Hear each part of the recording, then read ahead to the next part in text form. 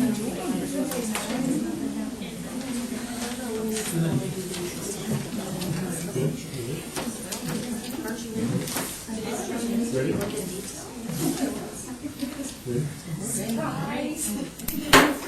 Good evening. Sorry for the slight delay.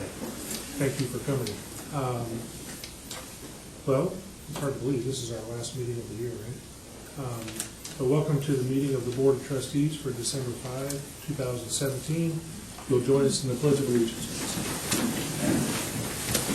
I pledge allegiance to the flag of the United States of America and to the republic for which it stands, one nation, under God, indivisible, with liberty and justice for all.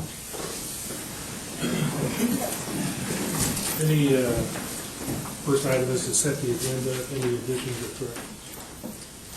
We've had some just personnel, some personnel additions, as well as we added a document to the PHS presentation here yesterday. So, With those changes, entertain a motion to accept the agenda. so moved. Second. That motion is second. Any questions? Hearing none, all in favor say aye. Aye. Motion carries. Item 1.3, thank you again for coming. Are there members of the audience that would like to address agenda items this evening? We'll have another chance at the end if you're still here. Very good, thank you. Our next section is, which is why most of you are here, is Focus on Learning. Yes, we have Mrs. Hershey and her robotics team. So I'm going to introduce Mr. Wade Navis, who we just got off of a Sunday of competition, so he will tell you about where we have been with this. And I just want to know, like several years ago, we had our first call-out meeting for Lego League, is what we do, and I think we had over 200 students come down to the call-out meeting. So we had to figure out how we were going to host a team, and so I'll let him tell you how it's going to go. Hi, like she said, I'm Wade Mattis, and I am the Lego League coach, I guess you could call me. So, like she said, it was 4 or 5 years ago, 3M in Plymouth gave us a grant, and we were able to buy these robotic Lego kits. And over the last 5 years, we've accumulated 24 of these Lego kits, and they've been very generous to us in helping us pay for funding and competitions and everything that we need. And we've kind of narrowed down our focus. It's just for 6th graders. We take 5th grade recommendations off of who could be a good fit for this. There's a lot of science, engineering, and mathematics, a lot of teamwork, and it really is a massive project that we do. We start meeting and actually meet these guys as 5th graders and put the team together because we have to start immediately in August to get everything done. So over the span of 3 to 4 months, we put together a very large project that's based around what First Lego League comes out with, and that's an extension of what like the high schoolers are doing at the larger robotic level. So we just want to get them interested now, and hopefully they'll pursue it later. So this year we had 15 kids try out, or 15 kids bring back their application that they're interested in doing this, which is the biggest number we've ever had.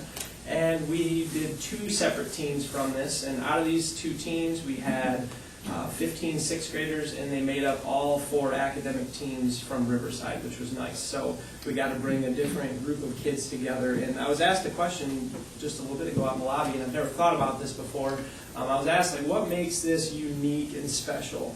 And I had to think about that for a second, but it really, I think it's cool because I think it brings together, like this year we had 15 kids that came together, and they may have class together and they may talk together, but other than this club, I don't know if they ever would have done an after-school activity together. They're all invested in different things. We have drama club members, we have basketball members, we have people in 4-H, we have people in Boy Scouts, like we have everybody coming together doing one project, so I think that's pretty unique that we're able to do that. So every year it's a different challenge. This year it was hydrodynamics. We had to solve robotic missions around water solutions, and our project had to be around water solutions as well. So I have 6 members here today. We have Jacob Falstich, Jackson Warner, Kobe Walters, Max Lewandowski, Austin Ward, and Lily Macy. They're probably all impressed I remembered all their names. So they represent, most of them are from one team. I opened this up to everybody, and they're the ones that took the time out of their evening to come. These three gentlemen here had a basketball game, even showered before they came for you today, so that's pretty impressive right there. So I'm going to open it up to them. I feel like they know more about this than I do, and hearing from them is going to go. So Lily's going to start it off for us, and she's holding a trophy that we won. We were up at Discovery Middle School in Granger on Sunday. There was 22 teams there, and if you've never been to a robotics competition, growing up, I was a sports guy. Like, when I went 3 years ago, like, it was an eye-opening experience, like, to see what was going on. It's a very cool event, and the kids have a good time with it. So I'm going to open up to her, and she's going to tell you a little bit more about the project, and then I think everybody has a little bit to say as well. Thank you for having us tonight. When we went to the Discovery Middle School in Granger, they tested us, judged us on mainly 4 topics. Our robot, like how our robot worked on coding and stuff, our core value poster, and our main project. The core value poster was mainly about how our team came together and figured out some of the stuff that we did. And it was pretty much a learning experience. They had us do a couple of one exercise on how our team works. We eventually got called back because they liked how our team worked, and they chose us for like the core value poster, and that's how we won this trophy. The second one was our main project. Our main project was based on gathering rainwater to help plants, like in farms, because they were originally taking water from the ground, but that was kind of drying up the land, and that wasn't doing us any good. We made a model. It's like kind of like gutters. It's like pipes on the end of the roof, and the rain comes down, slides off the roof, goes into the pipes. The pipes eventually lead into one pipe that leads into a storage tank that like a farmer could like hook up to a sprinkler system.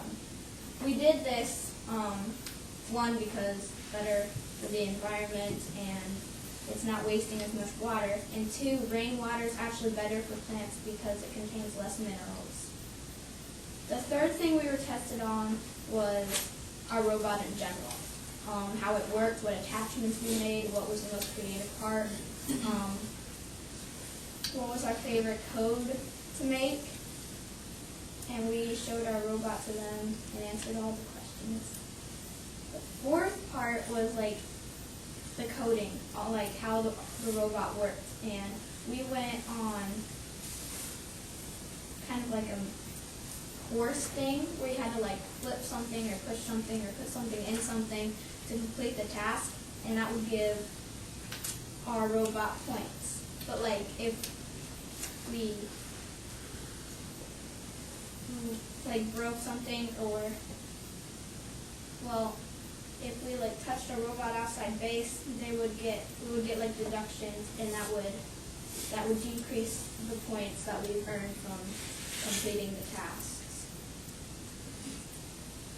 That was the 4 things we were tested on. And these guys, they were they kind of developed these robots on their own, so they brought them as well. So if you guys wanted to stand up and show them, and you had anything to say about them. So this was the Water Warriors robot. It was one of the teams, and we were trying to complete, I think, in all 4 tasks.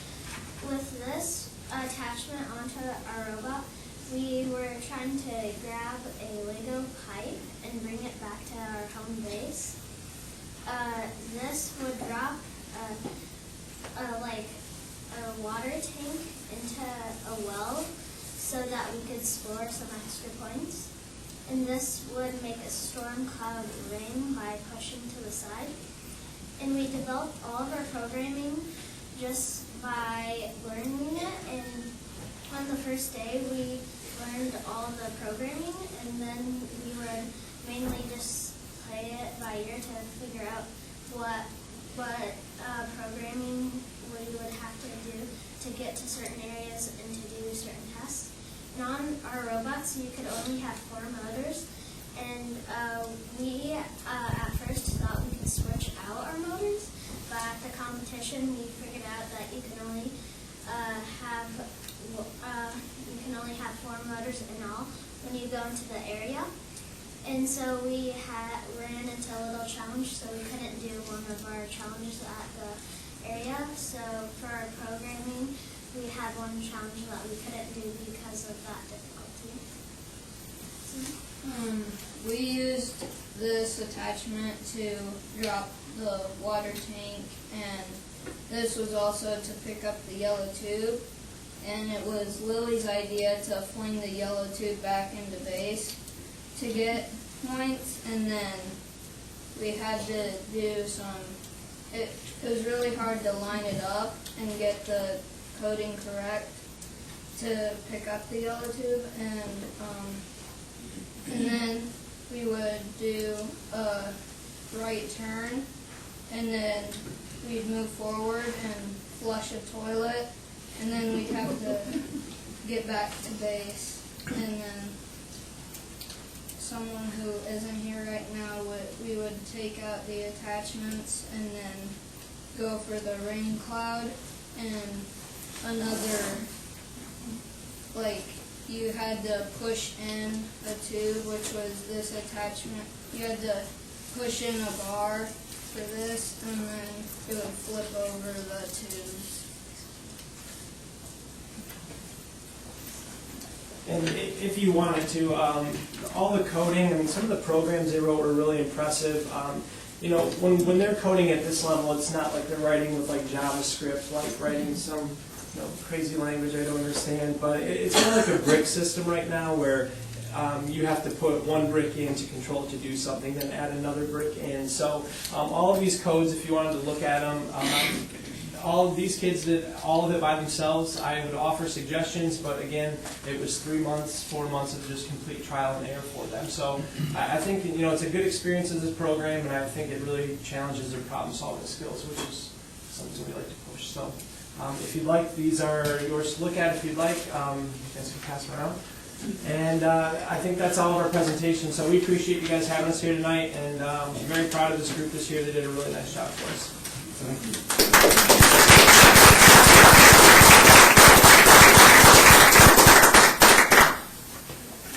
Questions? I have a quick question, if you don't mind. Were you guys given your tasks ahead of time? So you plan for them, or do you get there, they tell you the task and you have to figure it out? So there's a big release. It's like end of August usually. So they'll push out a big release for it, and they'll tell you the project challenge, and they'll tell you all the game board challenges. So you have about 2.5 months to prepare for it. Wow. So it's a tight window to get everything done. So what was the one task you couldn't do because of the engine snafu? Jacob, do you want to take that one, bud? What? What was the one task that you couldn't do because you couldn't change out your So engines? we had a faucet, and there were things to turn, and we had an attachment exactly where the attachment to bring the yellow pipe to the base was, and we were hoping to switch out the motors because we thought we could switch the motors out, but then they said we could only have 4 motors once we stepped into the challenge place, and so we couldn't do that task. That was going to be our last task because it was the most inconsistent, but sometimes we could get it for some extra points. Do you still only have 3 minutes during competition? You have a limited time. Yeah, it's during 2.5 minutes. 2.5 Yeah. to accomplish all their points. What does your trophy say? What's in the number? I think if you put stress. Oh, on the bottom it says. Hydrodynamics 2017 Core Values Award. Nice. Very good. That's awesome.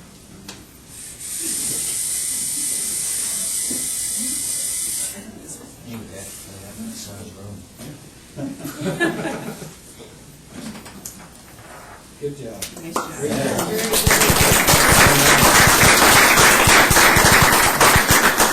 So you went up to a competition here recently. How many competitions are there? I mean, There's like a regional qualifying, so we always have to go to like a Northern Indiana qualifier. And there's 5, so there's 22 teams there, and they took the top 5 overall teams. They'll kind of balance it between the 4 core areas, so you could do really good in the robotic part. If you don't do the rest of it, then that'll bring your overall score down. So there were 5 teams that got to move on, and they're competing in Indianapolis this weekend for the state competition, and then states would go to worlds. And so there's like 3 more levels above what we've been to. We've never advanced to the states yet. Yes. There you go. Yeah. Well, thank you for coming. Yeah, thank you, and keep up the good so I work. have a question for the parents. Raise your hand, the parents of these, yeah. So how many Legos have you stepped on? I mean, I thought that's what they were really produced for, is the parents would just step on them. They're self-contained within the rooms. They don't get to bring them home. So how much time do you invest after school, before school, or? About an hour and 30 minutes. We would have practice from 3:05 to 4:30. Wait, 4:45. Yeah. On Mondays and Wednesdays, then we switched it to Mondays and Tuesdays. And on the last week before the competition, we did it every single day except for Friday. So who are the basketball players here? So you just had a game or practice? So, a game? How'd it go? So, whether it's basketball or what does it take to be successful? Team. Let me answer my own question. Teamwork, right? So I'm guessing that this activity here requires as much or probably even more teamwork. I heard you reference other people that have ideas, and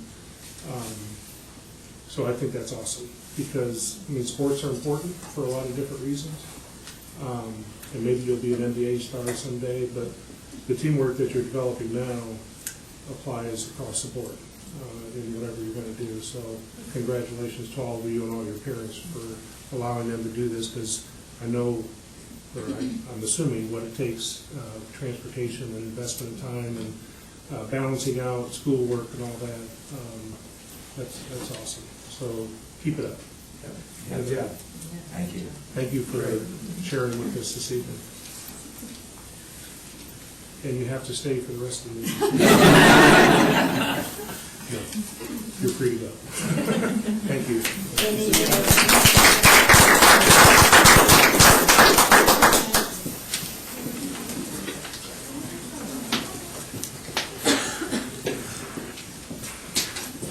Pretty cool.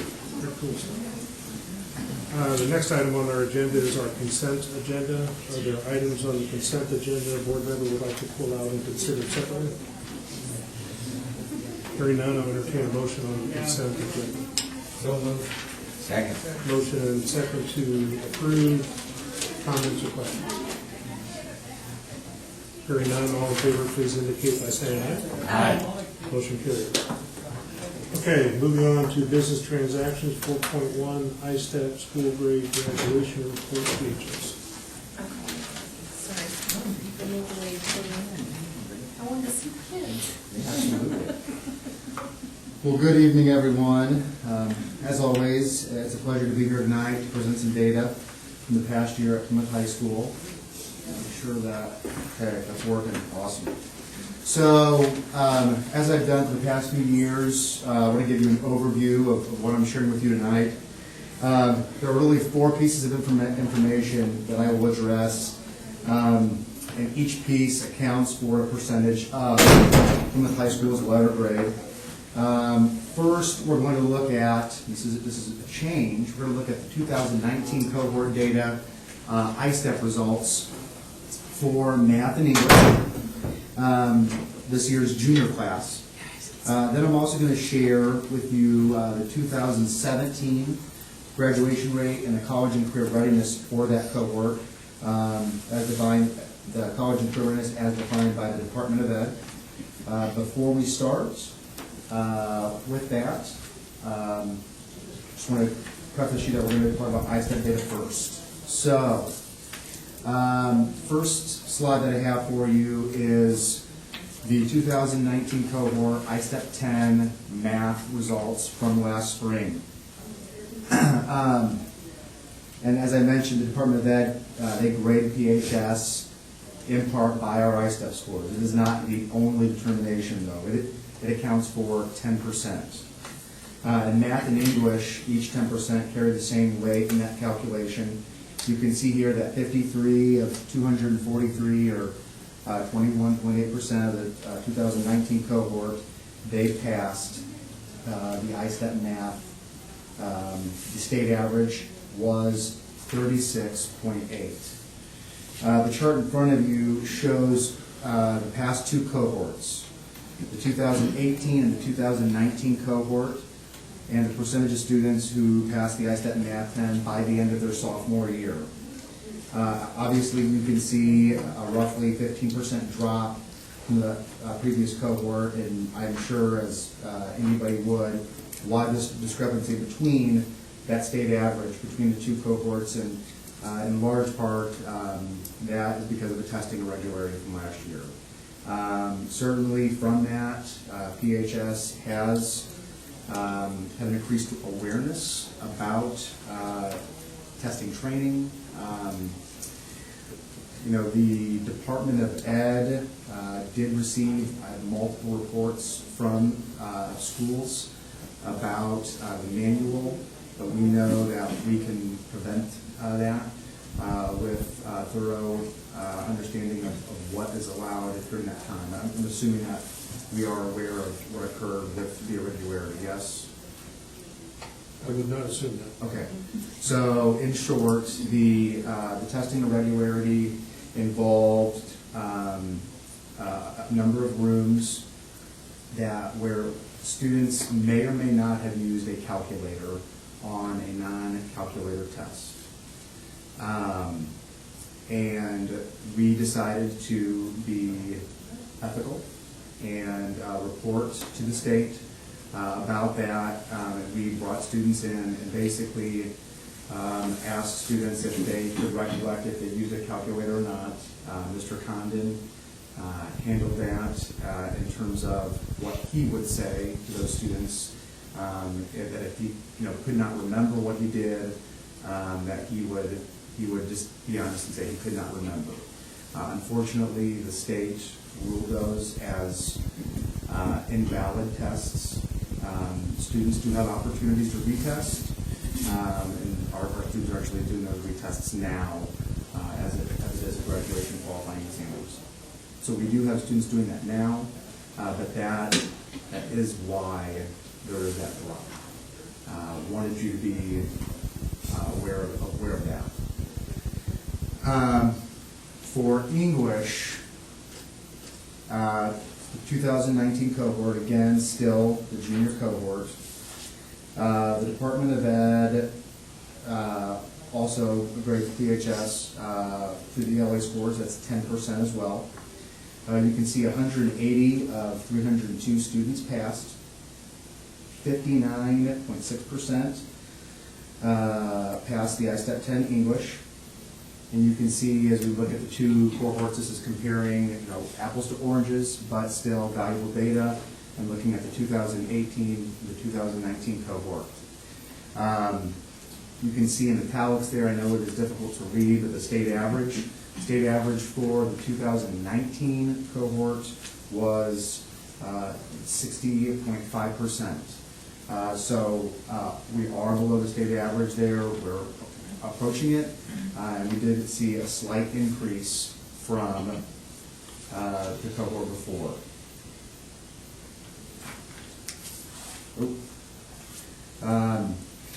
Just with those results, what are we doing at PHS? Todd, you talked about the importance of teamwork with the Riverside students, and I couldn't agree with you more. We have built into our school improvement plan that we are focusing on reading comprehension. That has been a target of ours for a while. On the reading side, with math, looking at linear equations, inequalities and functions.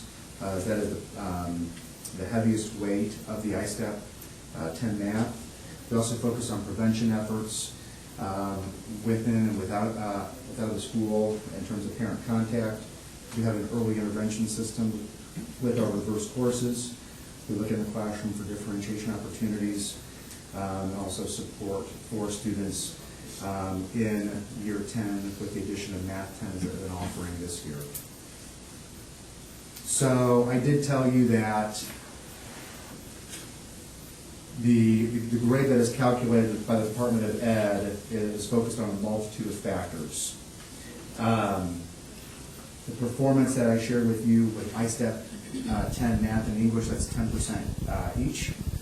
The state also looks at growth and also multiple measures with the graduation rate and the college and career readiness.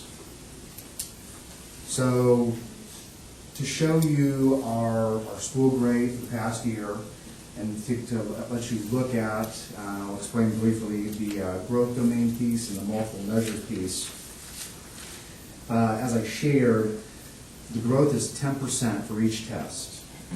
And so for math, and I know it may be difficult to see, PHS earned 93.4 points for overall growth out of 100.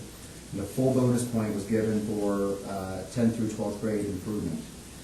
For ELA, we earned 96.6 points for overall growth with one full bonus point given for the 10th through 12th grade improvement.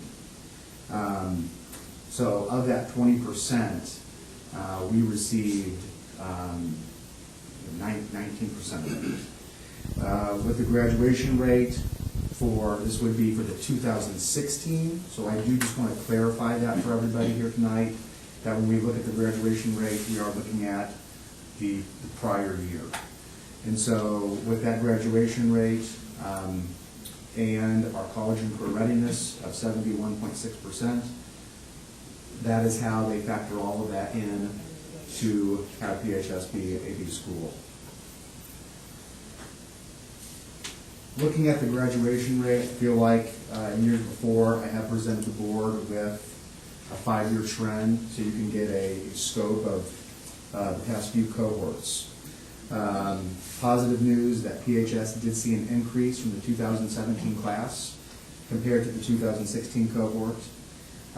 Because this is the most recent cohort, the Department of Ed has not released the state average for 2017, but this number does bring us much more in line with the 2016 state average, which was at 88.9. So 0.5% shy from the state average, and the 2.5% increase from the previous year. The last slide that I have for you reflects of the 2017 graduates, and this reflects our graduates in May. We had 206 earned dual credit. That means that they earned high school credit simultaneously with college credit, 3 credit hours. That could have been taking a dual credit class that we have at high school, or it could have been earning a 3, 4, 5 on an AP exam. As you can see here, 75% of our graduates at the time of graduation in May earned that dual credit. It's a 3.5% increase from that time in 2016. So we are continuing to increase that opportunity for our students. Additionally, I feel like a story that's worth sharing with the 2017 cohort was the 13 students who also earned the STGEC, which is a mouthful, but that's the statewide transfer general education core certificate. That is that 30 credit hour block of where they earn through Ivy Tech. It's estimated to be a $25,000 value for those students. So 13 students received that, and then they were able to walk in that ceremony back in the spring Half the credit, Mrs. Jennifer Felke, Mr. Condon, guidance and administrative team will be leading that charge. At this time, I'd be more than happy to answer any questions that you have for me. Kyle, it looks like you weren't that far off from an 8th grade. What are you doing to reach that? Absolutely. I feel like at this point we have to focus on our performance. We were satisfied. We certainly felt like the silver lining there was with the growth. I feel like obviously our teachers want every student to pass the ISTEP 10, math and English. We know we have work to do, and that's where it goes back to looking at prevention, early identification, differentiation, and making sure that we know who needs additional support and help from the beginning. Beginning of high school. Do you work with the junior high? We do. I think that could probably be improved on our end. I do think that we typically get, recommendations from the junior high in terms of, I would say, what we want is really every student to be in algebra, ideally at the start of their 9th grade year. And so we know that some students are going to need some additional support. What support are those? We do have labs supports for students, and so there are students who have that need are there. We also know that we have some students who are maybe not ready for algebra by their 9th grade year, and then so we ease that transition. So the 10th grade year, I don't want to get maybe too much in the weed with you, but the ISTEP 10 test is approximately 90% algebra. And so for a good portion of our students, they are in geometry maybe by their sophomore year. And so we do have to be targeted and conscientious and cycle back to standards that are in algebra. But for those students who really are struggling, that's why the state of the Department of Ed has allowed us to have that Math 10 course offering, so our students are able to have the additional time and deeper learning opportunities to prepare for that ISTEP 10 math test.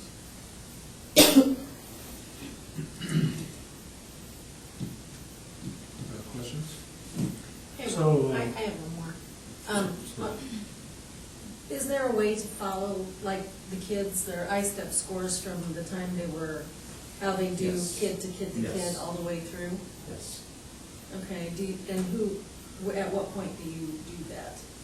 So looking at just how the kid performs. Yeah, whether that kid is improving or whether they've fallen back a little bit or. And so you have asked a great question, and what we have in place for maybe with just a short amount of time before we have a new state test. But I believe that there will be potentially a growth component there before the tests haven't really spoken to one another. And so like for our senior cohort, whose graduation qualifying exam is being the end of course assessment, and I've presented to you before about PCAs, the ISTEP test that they spoke didn't necessarily speak to one another. And so it was kind of hard to determine if it was comparing, if you could really look at growth. So I do feel like with what we have now, if the state is conscientious about, or the vendor who's putting that together, the legislation behind that is focused on that, then that would be something that we can, I think, have greater reliability and validity on. Additionally, Melissa, those are data points.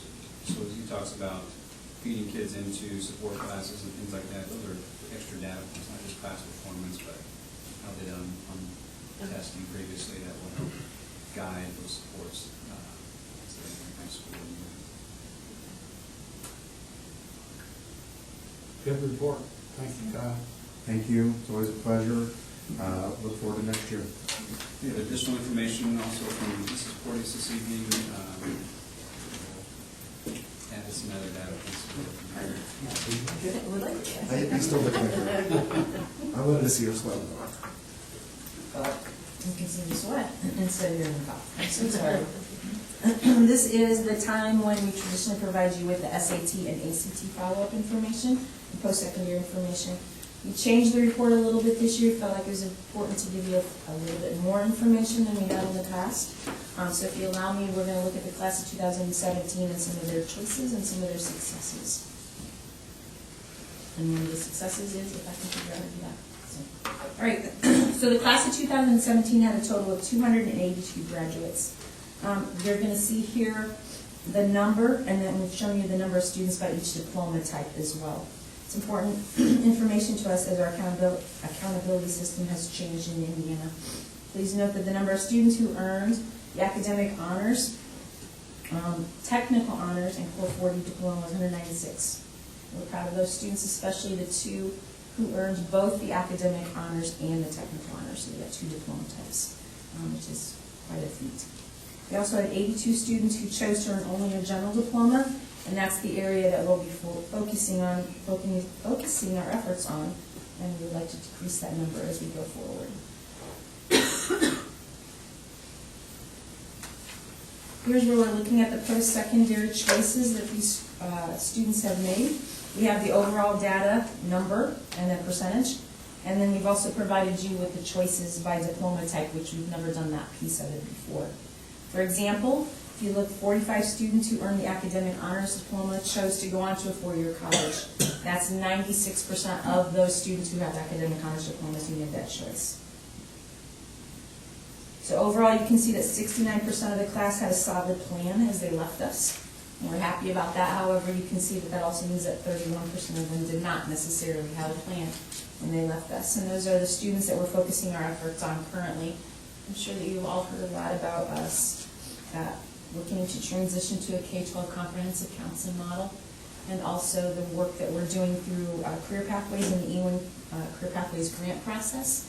And so these are the kids that we're focusing on. Some of the activities that we've already put in place that we're hoping will help increase that percentage is the creation of the GO Center at the high school. Some of the services going down to the junior high as well. Restructuring of having Kelsey Flynn work as a college and career coordinator, which has been phenomenal. We have started a new process called College and Career Conversation Workshops for our students 8 through 12.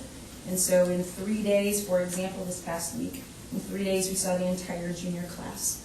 And they came and sat with their counselor, they picked out their courses for next year, they went over their transcript, and then we also had Ivy Tech, Ancilla, IUSB, and Work One there. So once they were done with us, based on what career pathway they were thinking about, we sent them to get some more post-secondary information. When they left us then, they went straight into, they either filled out a vocational application if they had chosen a CTE class for next year, or they got registered to take the SAT and ACT, so that was already in place so that they would be able to take it with us. At one point, Kelsey came to me a little nervous because we had filled all our seats for the SAT, so we take care of that, which that's a good problem to have. So we're excited about that process, and we think that we know that that has definitely increased the thought processes for our kids and our parents, because the number of parents who wanted to participate and the number of parents who called in and asked really good, solid questions has increased phenomenally. So we're hoping that 31% is going to change quickly and well.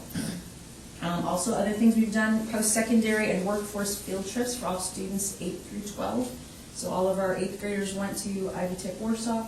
All of our juniors have gone to Ivy Tech South Bend and IUSB. Our sophomores went to Mayor Marshall County, and our freshmen went to Manufacturing Day. So there's lots of good opportunities for our kids to start thinking about what it is that they're going to do after high school. We're excited about that. At the junior high level, we have moved our Preparing for College and Careers class to the 8th grade, and we are finding that they are really engaged in that process. And then Lincoln has also done a program called the Launch Your Future program, where they've got parents to come in and giving them some good information, so they're starting to think a little bit earlier. Along with this, we are hoping to improve our tracking process, and through the EWIN grant, we have been able to purchase a program called the Student Tracker Program, and that will help us analyze our students beyond the first year that they are out of Plymouth High School. So we'll be able to measure persistence, maybe in a 5-year program, because we know it doesn't matter if you just get them there, they got to be good when they get there. So we're hoping that we'll be able to analyze a little bit better that way as well. Here you will see our AP success rates that Kyler already spoke about to a certain extent. Reminding you that passing an AP exam means that you earned a 3, 4, or 5 on a given test. Passing an exam means your college of choice is likely to issue you college credit for that course, and you will not have to take it there. For example, if a physics course is required for your major at, say, Purdue, and you pass the AP physics exam, Purdue will not make you take that course with them. Please note that we offered 10 official AP exams last year, and we will have 11 this year because we added AP microeconomics this year. We also allow students to self-select if they would like to try a course. I had one student last year self-selected 3 other tests besides the ones that were his official class. I did well on that, as a matter of fact. So you can see that 81 students, 29%, took at least one AP exam sometime while they were in high school. 60 of those students passed at least one exam. Most of our students don't just take one. They usually take more than one, but at least one exam. I'd like to point out the diploma type categories. Naturally, the biggest success rate was for our academic honor students. However, I'd also like you to notice that we had 3 students who earned a general diploma pass an AP exam. It doesn't even make sense if you look at it on paper. But I will tell you that we attribute that success to how intentional, demanding, and supportive all of our AP teachers are, but especially Delia Gazziola and Dave Hatcher. Their success rate is phenomenal. So we can graduate them. For those who did not pass an exam at any time, an AP exam at any time while they were in high school, we are finding that a majority of those were in a science or an English course, and the national pass rates on those tests are pretty low already. So in our efforts to improve there, we're looking to building some better supports, considering which English test we offer, which English curriculum we offer, hoping to give some better supports to their teachers as well in that area. Dual credit status, Kyle already went over a little bit. You will note that he said his report was with the graduates in May. My report also includes 5th-year seniors, so our percentages are just a little bit different. You can see that, well, you will remember that dual credit is college credit earned simultaneous with high school credit. We primarily, if you remember, partner with Ivy Tech, IU, and there are a few courses with Ancilla here as well. So if you look over this guide, we're excited that this program is just like, it's phenomenal. It keeps growing and growing. And you can see that 72% of the class earn at least one dual credit, including a lot of our general diploma students. We would attribute that success to the fact that most of our vocational courses, our CTE courses, are associated with Ivy Tech, and therefore all of our kids have access to those dual credits. I know you probably have also heard that they're changing things as far as how that credentialing works, and so we are working really hard to make sure that we maintain a great program and that our kids can continue to stay.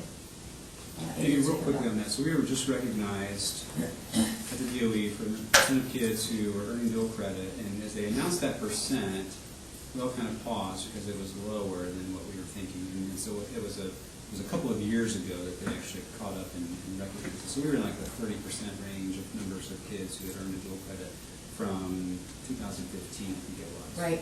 And now here we are, 2017, but the years after that, and that's double. Oh, yeah. It's amazing. Very few of our kids leave without some, and they all have access to it. So that's really increased.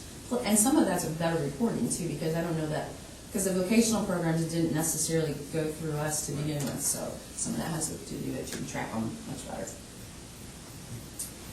Okay, so here's the SAT scores. I know you were just waiting for that. You will see here are average SAT scores. One thing that I forgot to put in here that I will point out to you is that we had 167 kids in this class, 59% of the class take an SAT. When we get to the next slide, we had 60 kids take the ACT, 21%. Remember that we are a site for both tests now. It used to be in the past I would tell you that they took the SAT because it was here. They do both now because we are a site for both of them. Overall, you can see our average evidence-based reading and writing score is 535.5 as compared to the national average of 533. Indiana averaged 542 overall. we're slightly below that. Our two advanced diploma types, if you look at it by diploma type, are well above the national and the state average.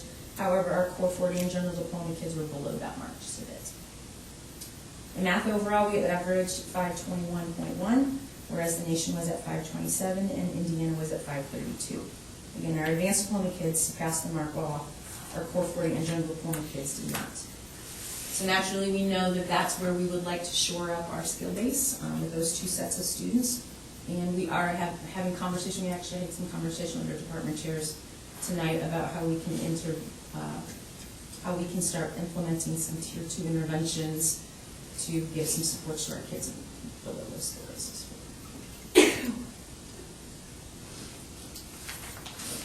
ACT scores are going to show you a similar story there. You can note that overall we are above the national average but below the state average in all of our categories. If you look by diploma type, you'll see similar results to the SAT with our advanced diploma students surpassing the average for the most part. And again, we're hoping that we'll have some tier 2 interventions that will help with that. Please remember that the SAT, all of our juniors and sophomores take the PSAT, so they have that information to help them prepare for the SAT. It merges with their Khan Academy accounts, and they have good study information that way. You don't necessarily have anything that targeted for the ACT.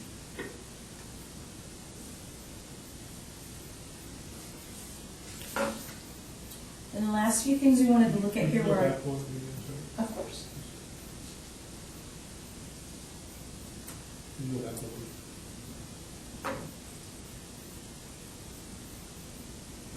So here are academic and tech, well, that's only. It's two kids. Yeah. I'm swallowing my question. Go on. Okay. You ready for me to go forward? I'm sorry? You want me to go forward? Yeah. Okay. Sorry. That's all right.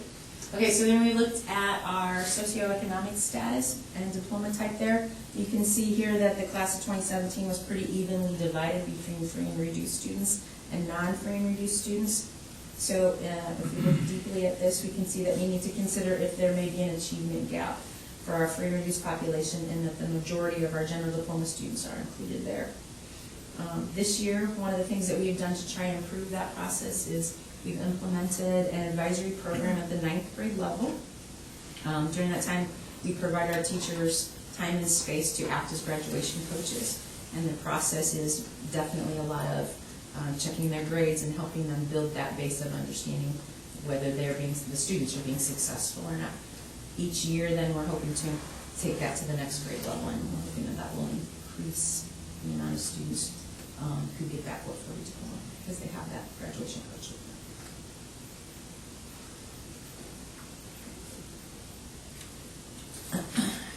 Here you see our diploma types by ethnicity. That's a lot of data, so we need a few minutes just to look at it.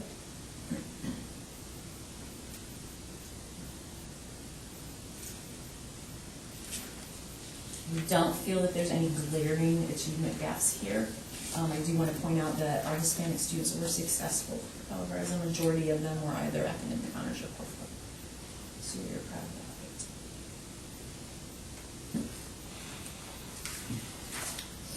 that. And finally, we looked at our diploma types for those students who have an IEP and those students who do not have an IEP, disaggregated by that. As you can see, 12% or 33 kids of the class had an IEP. Of those students, 9 students earned either the academic honors or the core 40. The rest were in the general diploma or certificate track pool. And of course, that's an area where we're going to focus on as we go down the road there. To build in more support so more of them can also achieve their core 40. So we move ahead and graduation pathways change. Hoping we'll be able to keep those kids on the right path. Are there any specific questions? Anything from review again?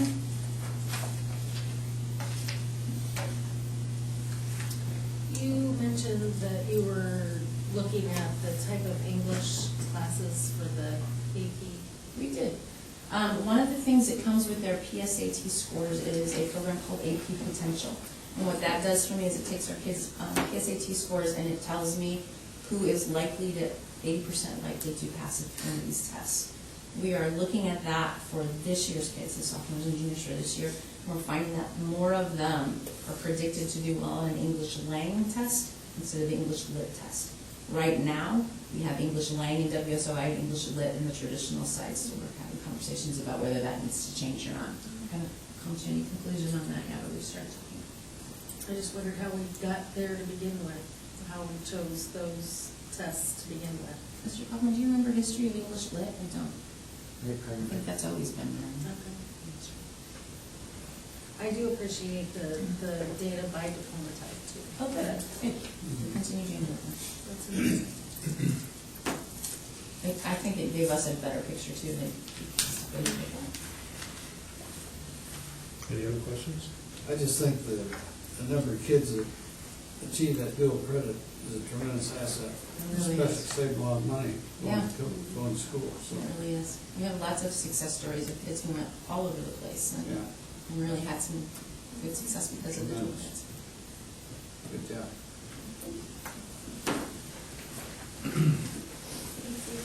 Thank you. Okay, we're ready for 4.2. Consider those solutions group Indiana Service Group. Yes, this agreement is made between Plymouth Community School Corporation and the Go Solutions Group. Go Solutions provides the Title XIX fee of service and administrative outreach reimbursement services to the local educational agencies, which would be considered Plymouth. This is a renewal request with the term of the contract beginning January 1st, 2018 through December 31st of 2018. So moved. Second. Motion and second to approve. Questions? This is a. We've already been involved in this program. Yes. It's something we did. Have motion second. All in favor, please indicate by saying aye. Aye. 4.3, consider third addendum to the Plymouth Park and Recreation Agreement. This is an agreement that you guys approved last year, which I agree. The project has just been extended, delayed a little bit until 2018 year, and so they asked us to just modify that to reflect that date change to be in line with the State Board of Accounts requirements. So it's before you tonight for your consideration. For the recommendation, is there a motion? So moved. Second. Motion second. Questions? All in favor, please indicate by saying aye. Aye. Motion carried. 4.4, consider end-of-year resolution to transfer funds, pre-write checks. Yes, this is an annual resolution we request that you pass for us because the last board meeting, obviously, of the year, calendar year is today. And you will not reconvene again until January 18th. And in that time, we would need permission to process our annual year-end, which would include paying invoices and also doing the transfers. And we would later then bring you back reports of all of that information no later than February of 18th. So moved. Motion 2 seconds. Any questions? Standard procedure. All in favor, please indicate by saying aye. Aye. Motion carries. 4.5, consider section 125 plan document. Again, this is an annual document that is approved, and it allows our employees to tax shelter their medical costs that they pay in premiums. And it's a general document that has not changed except for dates. Heard the recommendation, is there a motion? So moved. Second. Motion is second. Any questions? All in favor, please indicate by saying aye. Aye. Motion carries. 4.6, consider revision to the classified conditions of employment benefit contribution. This is due to Affordable Care Act regulations. We need to reduce contributions from classified, a certain plan for classified employees in order to be in line with those regulations and avoid potential hefty fines. So that's all that this document reflects at this point in time. The typical review and updates on the January meeting, but it is presented for approval this evening. You've heard the explanation, recommendation, is there a motion? So moved. Second. Motion second, questions? All in favor, please indicate by saying aye. Aye. Motion carries. 4.7, new and revised policies, first reading. First reading on some policies. Through them, if you have questions, I'd be happy to answer those. There are some, they typically reflect, these do reflect still updates from the previous legislative session, as well as some rule updates. Most specifically, you'll see things tied to background checks and ensuring that those are in line with state requirements. Duty to report child abuse and neglect policy is in there. That's the majority of it. No action. No action here this evening, so if you have questions going through those, please get with Andy. This will be on our January agenda for approval. 4.8, consider new revised policy, second reading. These were before you last month. They are relating to, policies relating to children or youth in foster care. There's an authorization for reporting in particular instances and meetings, as well as some food service updates. So again, I'll entertain any questions that you may have had on those. Otherwise, they are presented to you for approval this evening. So moved. Second. Can I have a motion second? Are there questions on the policies? Seeing none, all in favor, please indicate by saying aye. Aye. Motion carries. 4.9, consider technical corrections to previously approved policies. So we adopted a policy a couple of years ago that allows us to do this without taking it through first and second readings when there are changes to code numbers or grammatical corrections or things like that. And so most of these are codification updates. Indiana Code changed the numbers on it, so our policies need to be changed to reflect that. Again, not needed for first or second readings. They can be presented to you for your approval. So that's why they're there. So these are just technical corrections. Is there a motion to approve? So moved. Second. All in favor, please indicate by saying aye. Aye. Motion carries. 4.10, legislative update. Well, actual legislative season is approaching. However, there's been some action and movement with respect to, as Amy alluded, graduation pathways group, and their efforts and recommendations are going to be presented tomorrow to the state board. They had a meeting today that lasted a few hours, and I was able to catch glimpses of kind of their final meeting together. There are concerns with respect to the access to earning a high school diploma for all students. Those were and have been voiced by me and several others.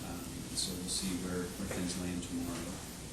And regardless, at the end of the day, we're going to continue to do what's right for our kids and prepare them for what's going to be next, and strive to get each of them to earn a high school diploma. So there will be changes that will come from that, and they're doing this in the midst of also accountability rules, rulemaking review, new ISTEP test coming out, federal guidelines, influences on the goal of the general diploma, and so I think we'll see changes to state requirements for the high school diploma as well. So there's going to be a lot of moving parts coming through, not just the state board, but also this upcoming legislative session that we're keeping our eye closely on, connecting with our legislators and ensuring that they need. This is a short session, right? It is a short session, yep, not a budget session. Any other questions for? 4.11, project update. Design work continues. We hope to have some renderings for you to look at formally at our next meeting. And it's also in the next phase of estimations from construction management firms. So things are still moving forward, things still seem to be progressing to be on schedule, as communicated previously. The other thing to add is that the bond anticipation notes that you previously authorized will close the 19th this month, so we'll be able to maintain cash flow. Appreciate it very much. Any questions? 412, we need to consider the first board meeting for 2018. So as we look at the calendar, the first Tuesday is January 2nd, which is right after, obviously, the first. That's not a mistake. Quote me on that one. And so we recommend that we have our first meeting on January 9th, if that can work for folks. In order for us to, it will still be coming off of the Christmas break.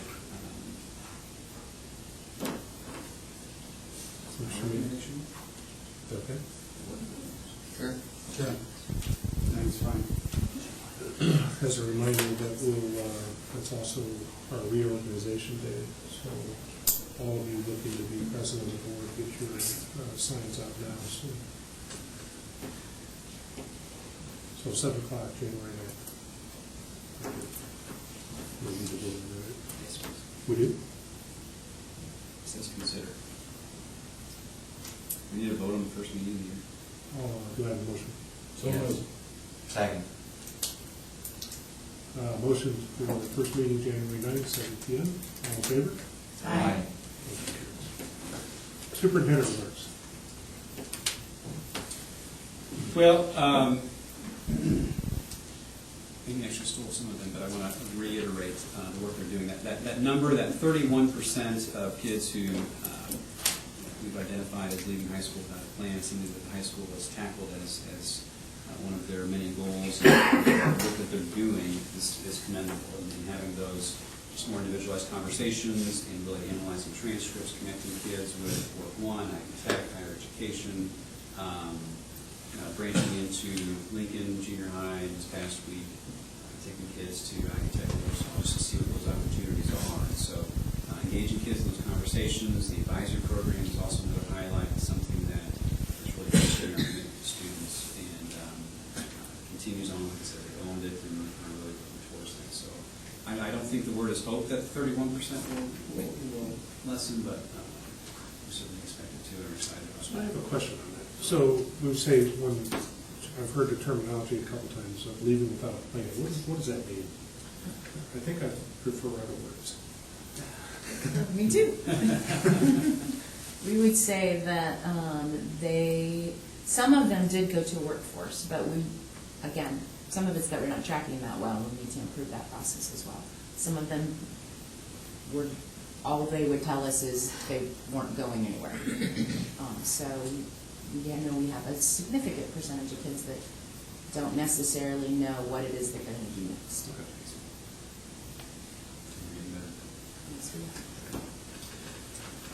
Giving Tuesday was on November 28th, and there was an effort through the Community Foundation to raise some funds for several of their funds, one of which was Marshall County Promise, and in all, over $5,000 was contributed, which equated to over $10,000 in that fund, which will be, just as a refresher, for those kids, that's a part of that program for us, who sign up for a 529 plan, get contributions to that plan from the Community Foundation. So it's an investment in kids' futures, and appreciate everyone's efforts in that regard.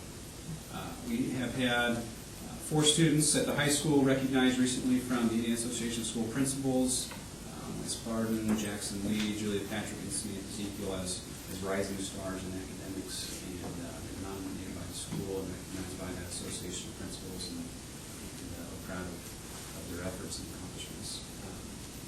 Additionally, we saw an excellent display of teamwork tonight, or a reflection on that. It was exciting. We also wanted to highlight our orchestra, particularly at the junior high. We had 9 kids who were accepted into the all-region competition. That's not easy to get accepted into those either bands or orchestras from a regional perspective, and so we had a couple of 7th graders and 7th, 8th graders participate in that. It was great. also wanted to congratulate, with respect to integrity, and so she's in here, another redesignation for schools to watch from the Indiana Level Education Association.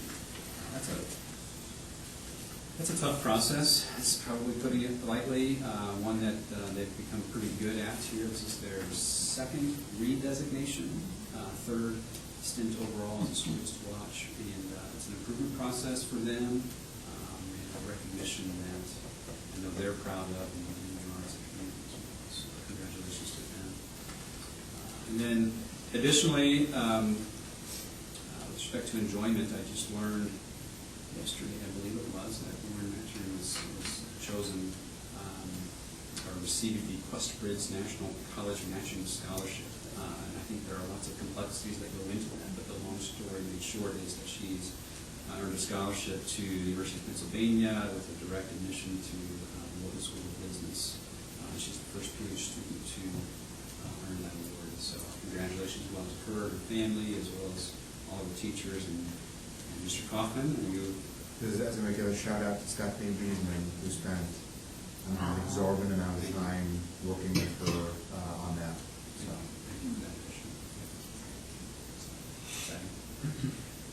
And the next meeting, as you've just approved, is January 9th, Tuesday, 7 o'clock. Very good. Any questions for Andy? Go back to our smaller audience. Any comments or questions? Yes. I forget what the $25,000 payment to the Park and Recreation. Updates to the baseball. So it's like, Part of our agreement, holistic agreement, is that when updates are made to certain areas, that we assume that responsibility. And so that was, again, committed previously. They just needed to change the dates of the project. and this is up and above what we kind of pay them for the use of their facilities. Okay, thank you.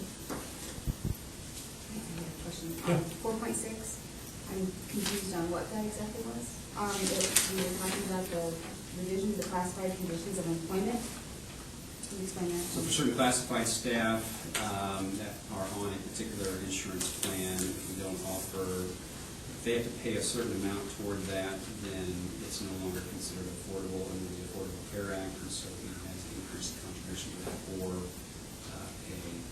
potentially pay a active fine on each of those individuals who are not receiving that. So the increase was It's based on a Couple- formula sent to us by the federal yeah, government on the ACA, tied to the federal poverty level Poverty and level. all those things. So because it's based on their household income. I can look up and get that specific information. Thank you. Any other questions? Hearing none, come back to the board for a motion to adjourn. So moved. Second. We have a motion and a second. Before we adjourn, everybody have a Merry Christmas, Happy Holidays. Hard to believe it's here. It's that time of the year. All right. All in favor? Aye. Adjourn.